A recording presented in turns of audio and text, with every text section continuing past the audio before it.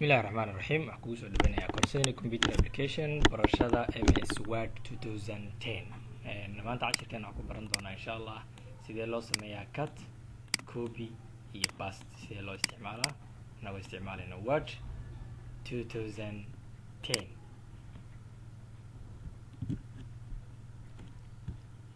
qoraalkeeni practicada ayaan qoranaynaa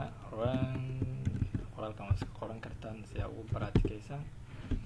waxaan baranaynaa marka sidee copy loo isticmaalaa cut loo isticmaalaa kadibna paste loo isticmaalaa qoraalkan haddii aad rabtid inaad copyaysid ama cut dhahsid waxaa qasab ah marka hore qoraalka inaad dooratid selection si loo sameeyo waa inaad taqaan qoraalkan marka hore dooranaysaa kadib waxaa kuu ogolaanayaa inaad cut dhigi kartid ama aad dhigi kartid paste tusaale ahaan qoraalkan ugu horreeya paragraphkan aad dooranayna waan soo barana qaabka qoraalka loo doorto soo dooranayna kadib laba option aan noo furan inaan sameeyno horta copy ka bilaabayna copyga waxa weeye qoraalkan copygiisa Soomaaliyan aan isticmaalnaa copygiisa mid lamid ah ii sameey kii horena ka tirtirin meesha cutna waxa loo yaqaanaa qoraalkan ka tir meeshan meel kale ii geey soo farqiga u dhaxeeyo pastigana wuxuu noqonaa qoraalkan ka dhaay ama copy ah dhig meesha la dhigi lahaa qaabka loo dhigi lahaa yaa loo adeegsadaa paste waxaan ku bilaabaynaa copy qoraalka marka hore waa inaad dooranaa qaabka aad ku dooro triple click ama waxa aad ku dooro qoraalka markuu noo dooran yahay yaa waxaad tegaynaa home tab kadib waxaan ka dooranaynaa meesha ay ku qoran tahay copy qoraalkan waa noo copyism meesha aan rabno inaan dhigno yaa tegaynaa falaarteena geysanayna falaarta markii halkaan geysano yaa waxaan ku laabanaynaa home tab meeshaas waxaan ku dhufanaynaa paste qoraalkii soo laabto qoraalkii waa kana hore meesha yaala on the insert tab iyo ka bilowda on the insert tab waa kana qoraalkii sidiis soo copyay okay another option isticmaali kartaa waa iska tireynaa mar labaad dooro halkii home tab ka tagi leed asiga dushiisa waxa dhaysaa right click dan waxa leeyahay copy kadib waxa imaanaysaa meeshii aad rabtay waxa leedahay right click kadib waxa leedahay paste okay waa optionka labaad si lamid ah haddii aan rabo cut inaan sameeyo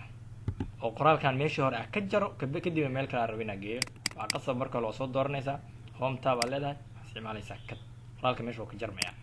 cut meesha aad rabtid inaad dhigtid tegaysaa waxaa leedahay paste haddii aan rabo optionka labaad inaan isticmaalo isla qoraalkan aan ka jaro meeshan ama qoraalkan soo jar waxaa leenahay right click waxaa leenahay waxa loo yaqaano cut qoraalka meesha ka jarma meesha aad falaartiis marka meesha aad geysatid arabti inaad soo dhigtay waxaa leedahay right click waxaa isticmaalaysaa paste qoraalkii aad soo jartay oo meesha laga cut micneed waxa qoraalka meesha laga waayo meesha dambe ha yaalo waa qaabka loo isticmaalo copy cut iyo paste waxaa kaloo la isticmaali karaa shortcutskan yani isticmaali karnaa oo loo kala yaqaano control C iyo control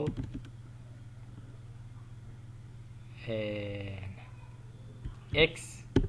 iyo control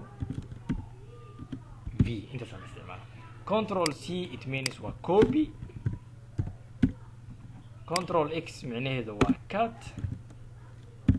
control V micnaheedu waxa waaye paste kana dooranayna control C ya keyboard ka isticmaalaysaa meesha rabta tagaysaa control V ana dhigtay